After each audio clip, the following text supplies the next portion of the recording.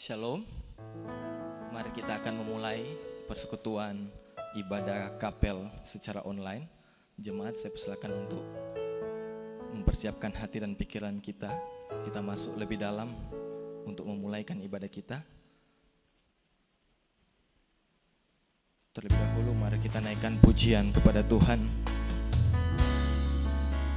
Sebab ku tak tahu akan hari esok, tapi kami percaya bahwa hari esok Engkau Tuhan yang pegang. Terima kasih atas kebaikan Engkau dalam kehidupan kami. Sungguh kami bangga memiliki Allah seperti-Mu, Allah yang tak pernah meninggalkan perbuatan tangan-Mu. Terima kasih Tuhan. Tak ku tahu kan hari esok.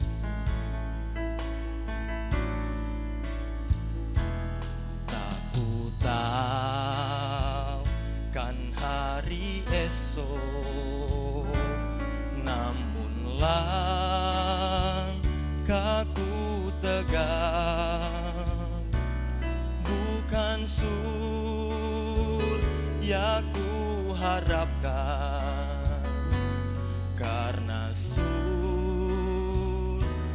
kan lenyap. Oh tiada ku gelisah akan masa menjelang. Ku berjalan serta Yesus, maka hatiku tenang. Banyak hal tak ku pahami dalam masa menjelang, tapi terang bagiku ini tangan Tuhan yang pegang. Kita naikkan pujian ini dari awal sekali lagi. Tak ku tahu kan hari esok, tak ku tahu kan hari esok, namun langkahku tegak, bukan surya ku harapkan, karena surya kan lenyap. Oh tiada ku gelisah akan masa menjelang. Ku berjalan serta Yesus, maka hatiku tenang. Banyak hal tak ku pahami dalam masa menjelang, tapi terang bagiku ini tangan Tuhan yang pegang. Banyak hal tak ku pahami dalam masa menjelang, tapi terang bagiku ini tangan Tuhan yang pegang. Banyak hal ucapkan lebih sungguh depan Tuhan dalam masa menjelang, tapi terang bagiku ini tangan Tuhan yang pegang. Banyak hal tak ku pahami kami dalam masa menjelang, tapi terang bagiku ini tangan Tuhan yang pegang,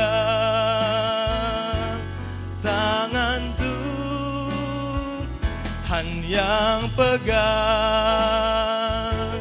tangan Tuhan yang pegang.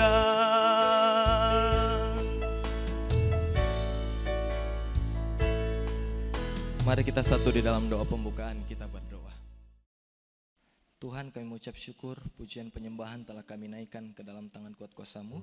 Tibalah kami untuk lebih lagi dalam pujian, memuji, memuliakan nama-Mu, dan biar kiranya jalannya ibadah ini Tuhan ambil alih, dan biarkan Tuhan selesaikan seturut kehendak-Mu, dan kami serahkan semuanya, kembalikan untuk hormat kemuliaan nama-Mu.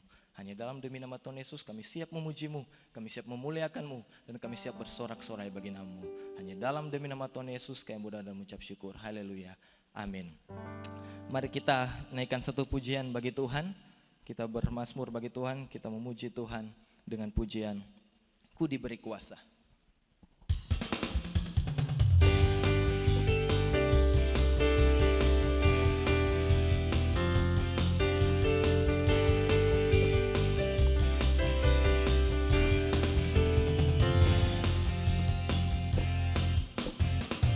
Diberi kuasa dari Raja Mulia, menaklukkan musuh di bawah kakiku. Ku pakai kuasa dari Raja Mulia. Bila Allah ada bersamaku, siapa jadi lawanku? Diberi kuasa dari Raja Mulia, menaklukkan musuh di bawah kakiku. Ku pakai kuasa dari Raja Mulia. Bila Allah ada bersamaku, siapa jadi lawanku? Bila Allah ada bersamaku, siapa jadi lawanku? Sungguh besar Kau Tuhanku, Engkau perisai hidupku. Ku berdiri dengan iman, iman dalam Yesus Tuhan. Kau yang memberi kemenangan, ku bersorak merayakan. Terpujilah Engkau Raja segala raja. Kita naikkan pujian ini dari awal sekali lagi. Sama-sama katakan, ku diberi kuasa. Ku diberi kuasa dari Raja Mulia, menaklukkan musuh di bawah kakiku. Ku pakai kuasa dari Raja Mulia. Bila Allah ada bersamaku, siapa jadi lawanku? Bila Allah ada bersamaku, siapa jadi lawanku? Bila Allah ada bersamaku, siapa jadi lawanku? Sungguh besar Kau Tuhanku, Engkau perisai hidupku. Ku berdiri dengan iman, iman dalam Yesus Tuhan. Kau yang memberi kemenangan, ku bersorak merayakan. Terpujilah Engkau Raja segala raja. Sungguh besar Kau Tuhanku, Engkau perisai hidupku. Ku berdiri dengan iman, iman dalam Yesus Tuhan. Kau yang memberi kemenangan, ku bersorak merayakan. Terpujilah Engkau Raja segala raja. Sungguh besar Kau Tuhanku, Engkau perisai hidupku. Ku berdiri dengan iman, iman dalam Yesus Tuhan. Kau yang memberi kemenangan, ku bersorak merayakan. Terpujilah Engkau Raja segala raja. Sungguh besar Kau Tuhanku, Engkau perisai hidupku. Ku berdiri dengan iman, iman dalam Yesus Tuhan. Kau yang memberi kemenangan, ku bersorak merayakan. Terpujilah Engkau Raja segala raja. Terpujilah Engkau Raja segala raja. Terpujilah Engkau Raja segala raja.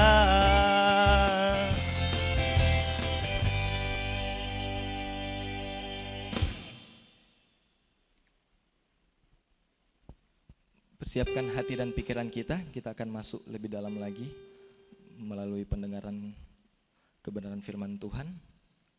Oleh karena itu, mari persiapkan hati dan pikiran kita akan masuk lebih dalam lagi. Tetapi terlebih dahulu, mari kita naikkan satu pujian bagi Tuhan, Allah yang setia.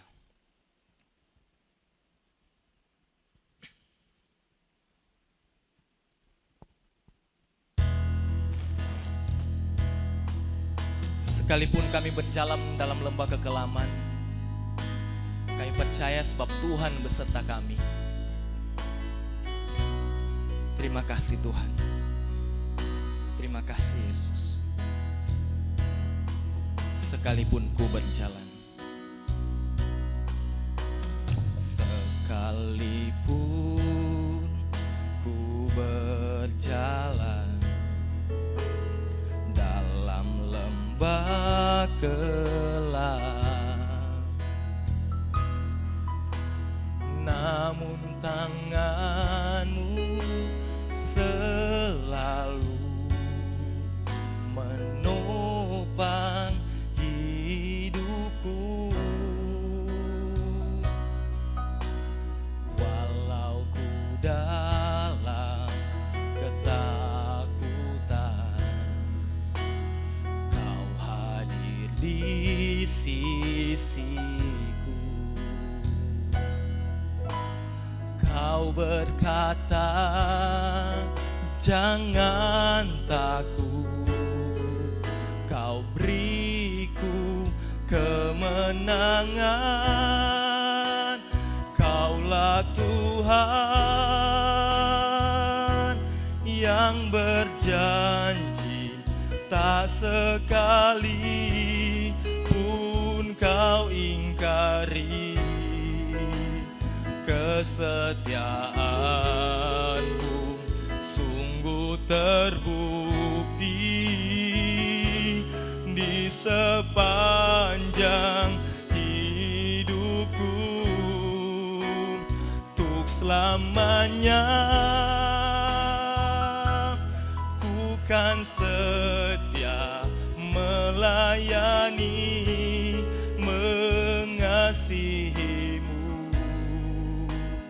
Tiada Tuhan seperti-Mu, Yesus. Kau Allahku yang setia. Angkat pujian yang dari awal sekali lagi.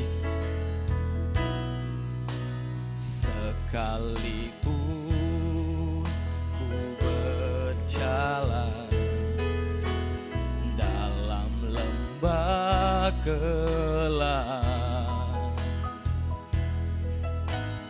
namun tangan-Mu selalu menopang hidupku.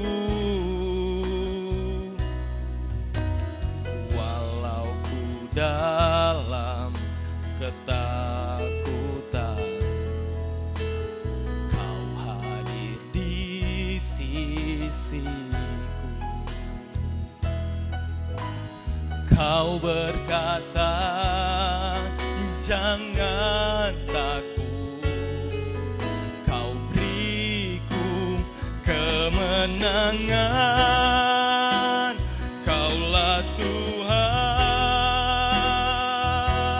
yang berjanji, tak sekali pun Kau ingkari kesetiaan-Mu. Sungguh terbukti di sepanjang hidupku, untuk selamanya ku kan setia melayani, mengasihi-Mu. Tiada Tuhan seperti-Mu, Yesus. Kaulah aku yang setia. Kaulah Tuhan yang berjanji, tak sekali pun Kau ingkari kesetiaan-Mu. Sungguh terbukti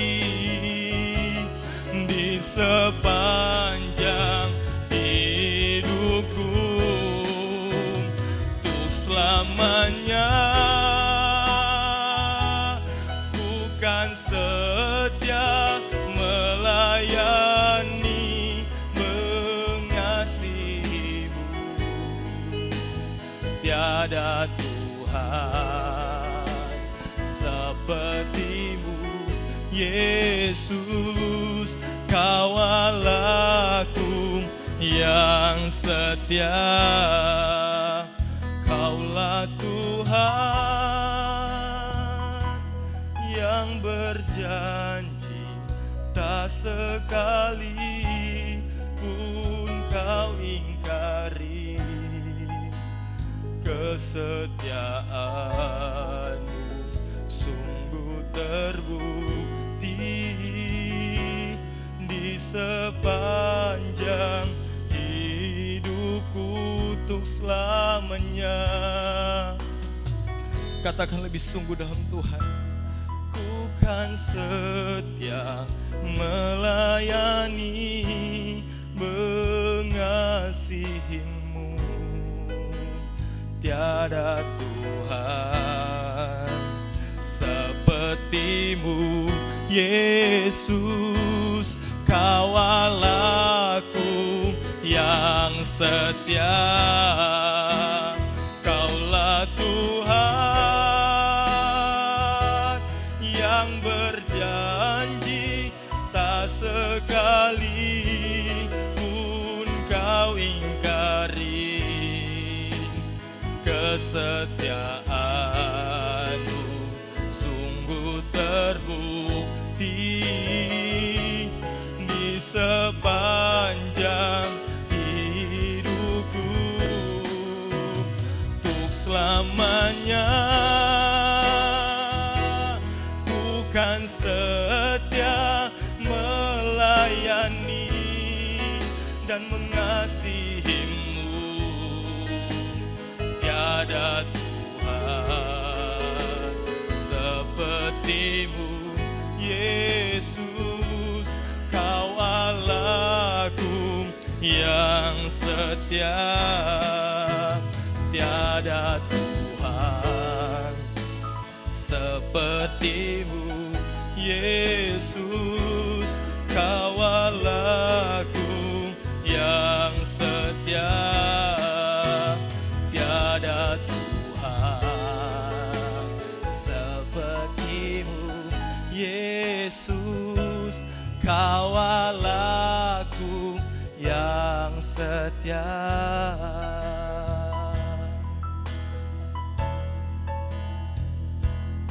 Pada hambanya saya persilakan.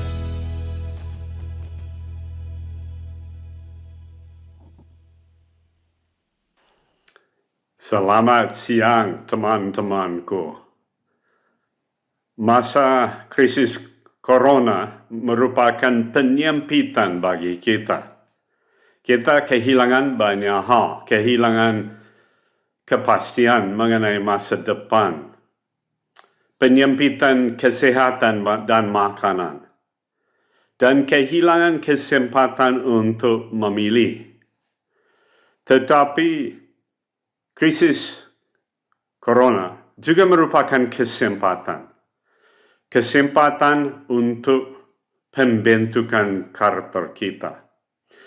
Kita tidak kehilangan pilihan-pilihan, tetapi pilihan-pilihannya harus kita gunakan untuk meningkatkan mutu karakter kita. Pembentukan karakter ialah tema utama dalam kitab Hikmat Nabi Sulaiman, yaitu kitab Amsal atau pepatah. Kitab ini menceritakan dua jalan. Jalan yang benar dan baik, atau jalan yang berliku-liku dan buruk. Kita harus pilih. Kita harus pilih setiap hari. Kita harus pilih seringkali setiap hari. Kita memilih dengan memperkirakan akibat di masa mendatang, dan kemudian memilih tindakan yang akan menghasilkan masa depan yang berkelimpahan. Inti sari hikmat terdiri atas 4 pokok.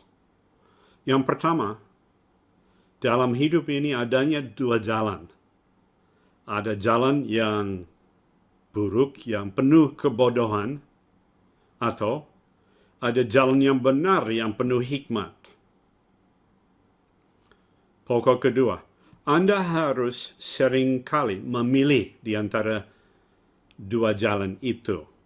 Bahkan setiap hari dan seringkali setiap hari. Kita harus memilih. Pokok ketiga, seorang bijak melatih kita, melatih Anda dan saya, skill. Karena hikmat bukan pengetahuan, tetapi skill dalam hidup ini. Skill-skill yang dibutuhkan ialah memperhatikan masa depan, akibatnya dari pilihan kita. Kedua, memperkirakan akibat masing-masing pilihan di depan kita. Ketiga, memilih akibat yang mana yang Anda inginkan. Ingin akibat, ingin masa depan yang baik atau yang buruk. Kemudian keempat, bertindak agar tindakan itu mendatangkan akibat yang Anda inginkan. Pokok keempat, karakter dibentuk oleh setiap pilihan Anda setiap hari. Karakter dibentuk oleh sejuta pilihan kita. Masa depan yang mana yang Anda inginkan? Ingin yang baik atau yang buruk?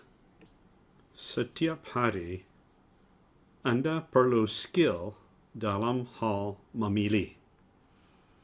Menghadapi 2 kemungkinan, apakah Anda memilih tindakan di jalan yang benar yang menghasilkan akibat baik, atau Anda memilih tindakan di jalan yang bebal yang menghasilkan akibat buruk.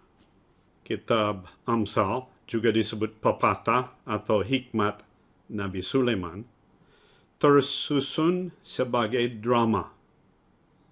Dan drama ini mengandung 2 jalan, serta 2 penuntun jalan. Penuntun jalan yang benar ialah Nyonya Hikmat. Nyonya Hikmat ini bukan manusia, bukan pula ilah. Dia melambangkan secara sastra keseluruhan hikmat Allah dalam setiap bidang hidup. Dia menjanjikan umur panjang, kekayaan, hormat, dan berkah bagi teman-temannya. Dia persuasif membujuk anak muda untuk mengikuti dia supaya mereka dapat menikmati akhir hidup yang menyenangkan. Penuntun jalan yang buruk saya sebut sebagai wanita tunasusila. Wanita ini bukan manusia benaran, bukan pula setan, melainkan merupakan lambang sastra yang mewakili keseluruhan kebebalan.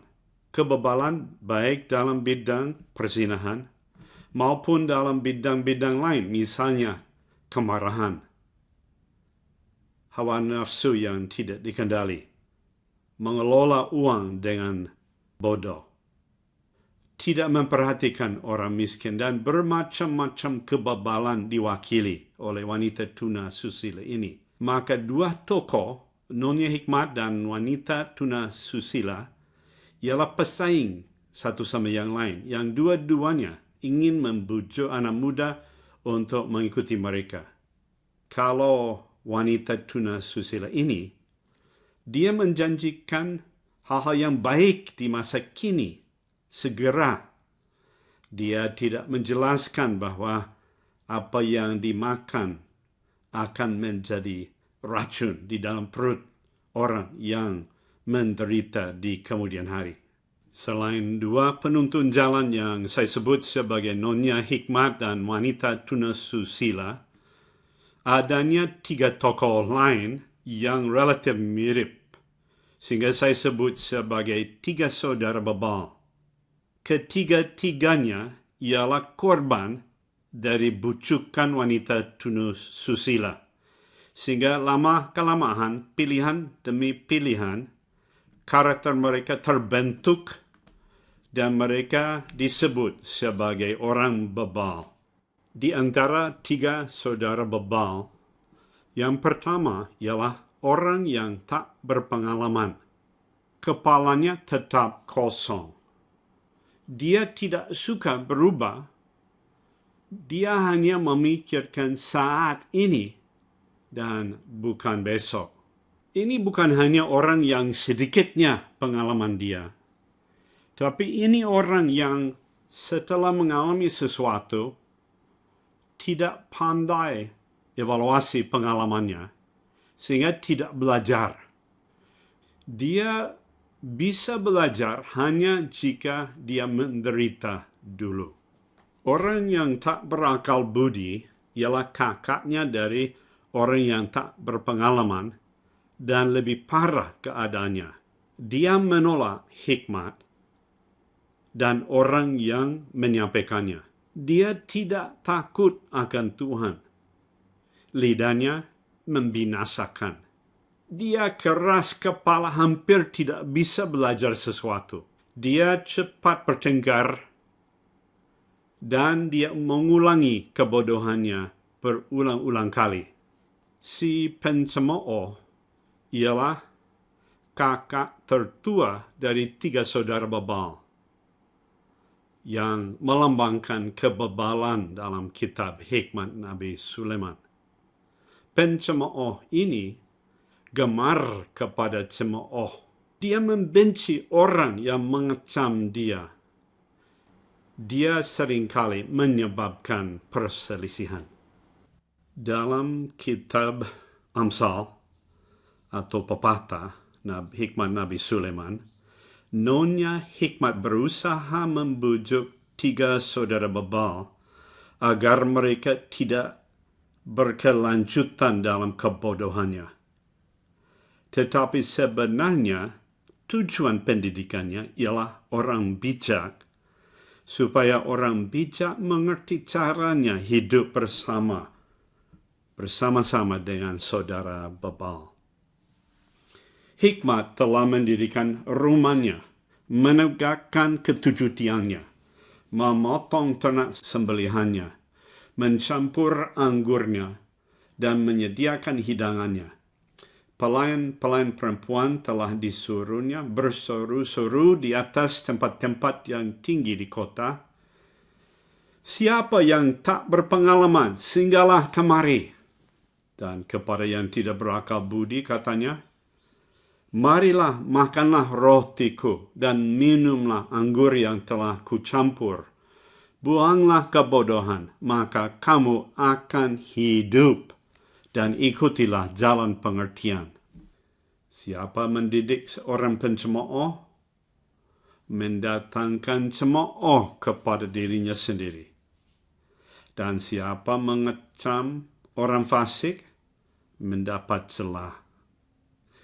Janganlah mengecam seorang pencemooh, supaya engkau jangan dibencinya. Kejamlah orang bijak, maka engkau akan dikasihinya. Berilah orang bijak nasihat, maka ia akan menjadi lebih baik. Ajarilah orang benar, maka pengetahuannya akan bertambah. Nyonya Hikmat di sini berusaha membujuk 3 saudara bebal. Dia memberi janji bahwa akibat dari pilihan-pilihan yang berhikmat akan memberi hidup atau memberi hidup yang berkelimpahan dan menambah pengertian. Tetapi kemudian dia menoleh dari 3 saudara bebal dan dia secara khusus ingin mendidik seorang bijak. Janganlah menegur seorang cemooh. Kenapa? Karena ada akibat buruk yang datang kepada Anda. Anda akan dicemoohkan oleh pencemooh itu. Anda akan dapat celah. Lebih baik mengecam atau menegur seorang bijak, maka engkau akan dikasihinya. Kalau memberi orang bijak nasihat, ada akibat baik di masa mendatang, yaitu dia akan menjadi lebih bijak. Ada keuntungan bagi dia, ada keuntungan bagi Anda sendiri. Pengetahuannya akan bertambah. Mulai dari ayat 10, drama tentang 2 jalan dilanjutkan dengan membahas fondasi yang kokoh. Permulaan hikmat adalah takut akan Tuhan. Tidak ada fondasi lain selain mulai dengan menyerahkan dirinya kepada Tuhan. Segala hikmat dibangun atas dasar ini. Permulaan hikmat adalah takut akan Tuhan dan mengenal Yang Maha Kuasa adalah pengertian. Karena oleh aku umurmu diperpanjang dan tahun-tahun hidupmu ditambah. Jikalau engkau bijak, kebijakan itu bagimu sendiri. Jikalau engkau mencemooh, engkau sendirilah orang yang akan menanggungnya. Perempuan bebal cerewet, sangat tidak berpengalaman ia, dan tidak tahu malu. Ia duduk di depan pintu rumahnya di atas kursi di tempat-tempat yang tinggi di kota, dan orang-orang yang berlalu di jalan yang lurus jalannya, diundangnya dengan kata-kata, "Siapa yang tak berpengalaman, singgahlah kemari." Dan kepada orang yang tak berakal budi, katanya, air curian manis dan roti yang dimakan dengan sembunyi-sembunyi lezat rasanya. Tetapi orang ini tidak tahu bahwa di sana ada arwah-arwah dan bahwa orang-orang yang diundangnya ada di dalam dunia orang mati. Sekali lagi, adanya penuntun jalan. Yang tadi ialah Nyonya Hikmat. Kalau di sini, perempuan bebal cerewet, yaitu wanita tunasusila. Dua-duanya penuntun jalan berbicara kepada orang yang tidak berpengalaman dan orang yang tidak berakal budi dan si pencemooh. Tetapi penuntun jalan ini berhasil. Dia membujuk 3 orang itu untuk mengikuti kebebalannya. Dan akibatnya dilambangkan dengan warna hijau. Engkau sendirilah orang yang akan menanggung akibat dari kebodohanmu. Dan ayat 18, di sana ada arwah dan bahwa orang-orang yang diundangnya ada di dalam dunia orang mati. Entah orangnya masih bernafas atau tidak, tetapi dia mengundang banyak masalah, banyak kesusahan pada dirinya. Sampai dia sendiri merasa tersiksa dan bahwa hidupnya akan berakhir. Jadi 3 orang ini, 3 saudara bebal memberi peringatan kepada kita. Janganlah mendengarkan penuntun jalan ini. Tetapi kembali ke penuntun jalan yang tadi,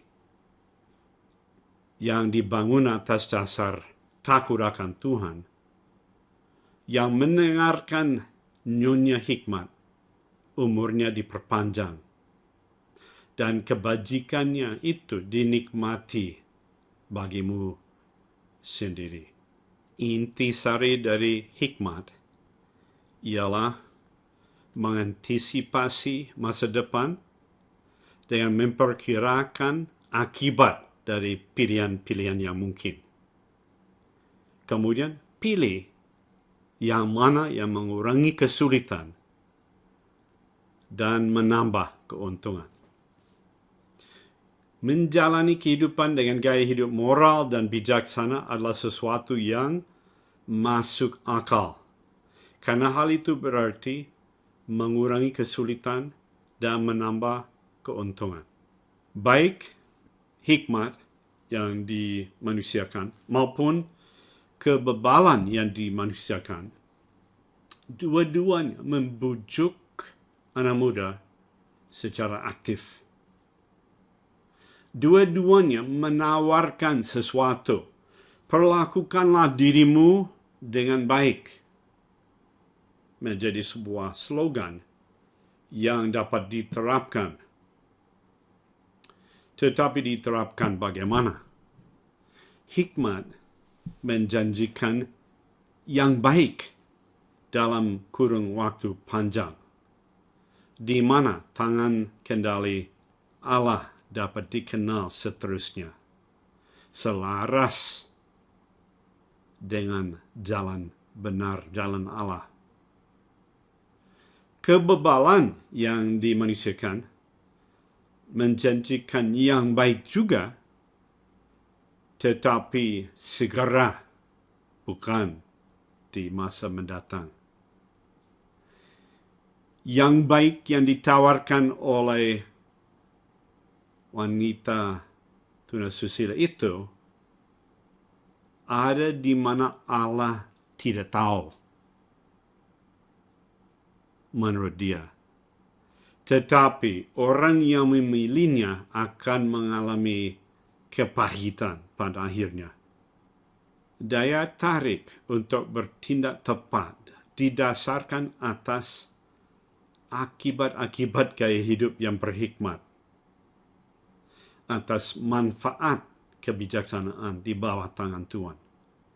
Orang yang hidup menurut hikmat akan menikmati hasilnya dari pilihan-pilihannya. Pada dasarnya, orang bijak memperkirakan akibat dari tindakannya sebelum dia bertindak.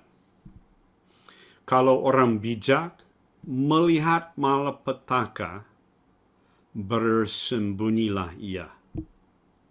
Tetapi orang yang tak berpengalaman berjalan terus lalu kena celaka. Di dalam nats ini, faktor sentral ialah orang bijak melihat malapetaka, berhenti sebentar, merenungkan dampak kalau dia menuju ke sana, kemudian dia bersembunyi atau dia menghindari masa depan yang buruk itu. Tetapi orang yang tak berpengalaman tidak melihat akibat negatif ke depan, dia berjalan terus ke arah sesuatu yang membahayakan. Kemudian akibat buruknya, dia kena celaka. Bedanya orang bijak dan orang bebal ialah dia melihat akibat dari tindakannya sebelum dia pilih tindakan itu. Sekian tahun yang lalu saya berperan sebagai penasihat bagi beberapa orang lapangan yang naik sepeda motor. Sebelum mereka berangkat tanpa helm, seringkali saya menasihati mereka untuk pasang helm. Dan bukan helm polisi yang plastik tipis, tetapi helm yang benaran, yang sungguh-sungguh mengamankan kepala mereka jika mereka jatuh. Mereka tidak mau tahu. Mereka bilang ya, tetapi di belakang tidak pasang helm.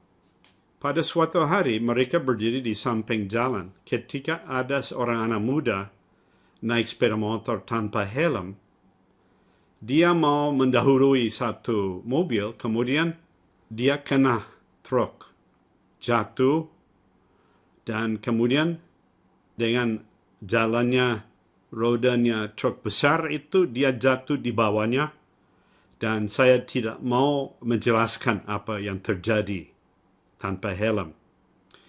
Tetapi yang jelas, teman-teman saya selalu pasang helm sesudah itu.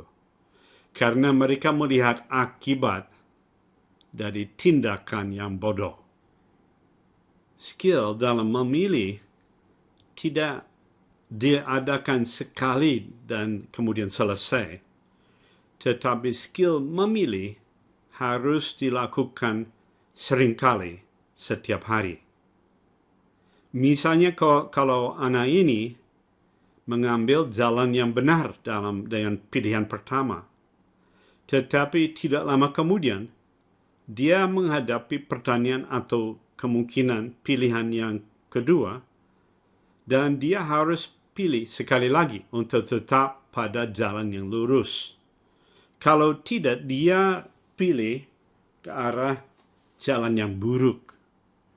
Tetapi kalau dia pilih jalan yang buruk, itu juga tidak merupakan keputusan terakhir. Karena dia harus hadapi keputusan yang lain lagi. Dan dia harus memilih. Apakah dia mau berkelanjutan pada jalan yang bebal atau jalan yang buruk? Atau apakah dia mau pilih jalan yang benar? Tidak pernah terlambat dan tidak terlalu dini untuk memilih untuk tetap pada jalan yang benar. Di dalam kitab Amsal atau pepatah, yaitu Hikmat Nabi Sulaiman, ada beberapa tokoh yang menggambarkan kebebalan.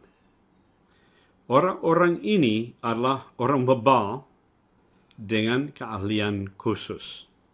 Orang kikir, ahli dalam hal kikir. Pemarah, ahli dalam hal marah. Adanya pembicara yang pintar menyakiti orang.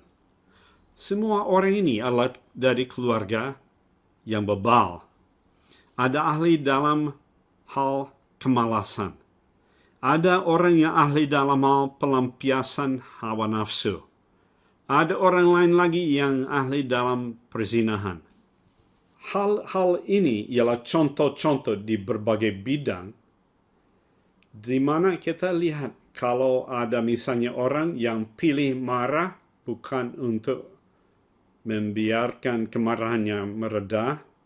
Kalau dia terus pilih untuk tetap marah, hal ini membentuk karakternya ke arah buruk sehingga dia dikenal sebagai pemarah.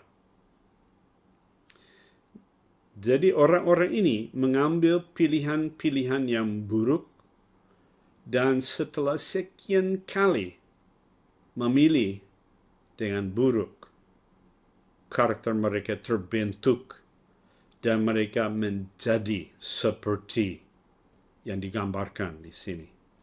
Krisis corona menguji hikmat kita. Kita semua kenal tetangga atau orang lain yang lapar. Siapa memberi kepada orang miskin tak akan berkekurangan. Tetapi orang yang menutup matanya akan sangat dikutuki. Di kontras ini ada akibat buruk dan ada akibat baik. Akibat buruk ialah orang yang kikir akan dikutuki. Dia akan dibenci, dia akan rasa malu.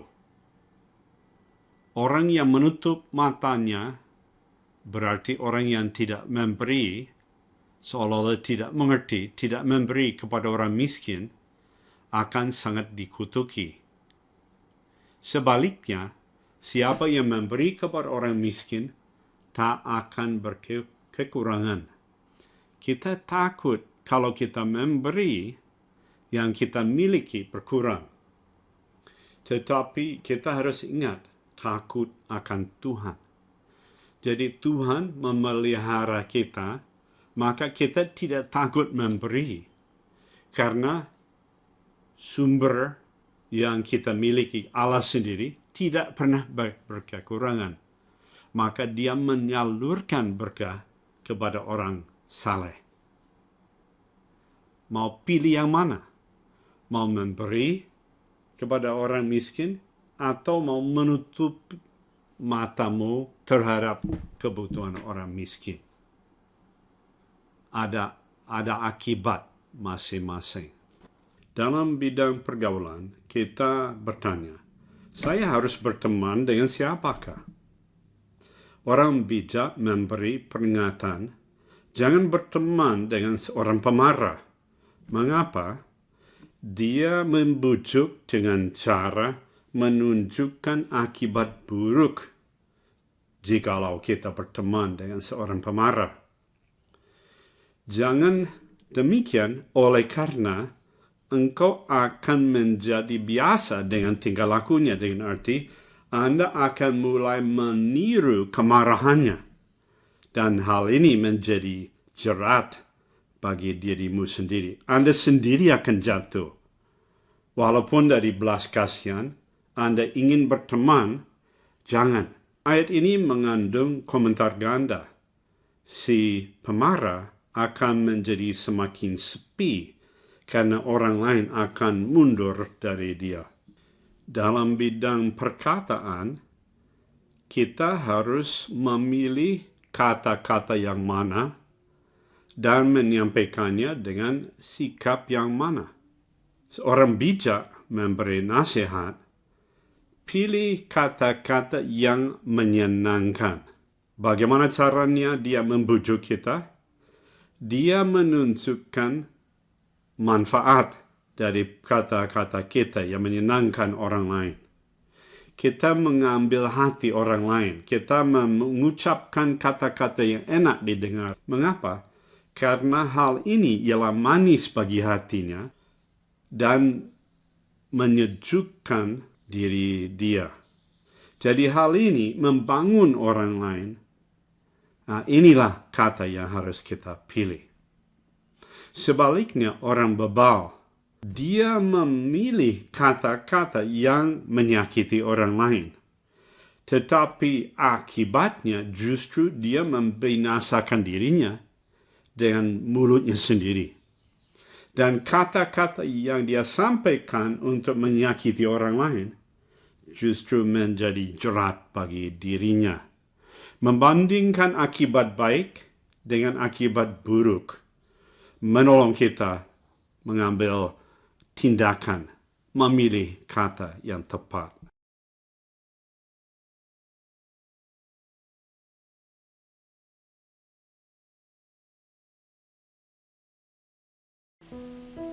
Jemaat sekalian, demikian pemberitaan firman Tuhan. Mari kita akan selesaikan ibadah kita akan tutup di dalam doa. Mari kita setul dalam doa, kita berdoa. Segala puji syukur sembah kami kepadamu Tuhan, yang telah mengajar kami melalui kebenaran firman Tuhan. Terima kasih Tuhan atas semuanya, jalannya ibadah ini dari awal, pertengahan, sehingga akhirnya dengan baik. Terima kasih untuk semuanya Tuhan. Biar kiranya Engkau menolong, Engkau menjaga, melindungi kehidupan kami yang ambil bagian dalam pelayanan maupun jemaat-jemaat Tuhan yang ada di tempat masing-masing dalam mengikuti ibadah online ini. Oleh karena itu Tuhan, sekali lagi kami berdoa untuk pemulihan bangsa dan negara kami, daerah kami di Provinsi Yogyakarta maupun di seluruh dunia Tuhan. Dengan masalah pandemi COVID-19 ini Tuhan, berikan Tuhan tolong, Tuhan campur tangan sehingga pemulihan dunia terjadi, dan biarkan nama Tuhan dipermuliakan, banyak jiwa yang dimenangkan, banyak orang yang kembali percaya kepada Yesus sebagai Tuhan dan Selamat secara pribadi. Akhirnya Tuhan, biarkan ibadah ini biarkan dapat menjadi hormat dan kemuliaan hanya bagi nama-Mu saja. Hanya di dalam dan demi nama Tuhan Yesus, kita tutup dengan doa Bapa kami, kita ucapkan bersama-sama. Bapa kami surga, dikuduskanlah nama-Mu, datanglah kerajaan-Mu, jadilah kehendak-Mu di bumi surga. Berikan kepada hari ini makan kami secukupnya, dan ampunlah kami akan kesalahan kami, seperti kami juga ampuni orang salah kepada kami. Dan jangan bawa kami ke dalam pencobaan, tapi lepaskan kami pada yang jahat, karena Engkau yang punya kerajaan dan kuasa dan kemuliaan sampai selama-lamanya. Amin. Ibadah kita telah selesai. Selamat beraktivitas kembali. Tuhan Yesus memberkati.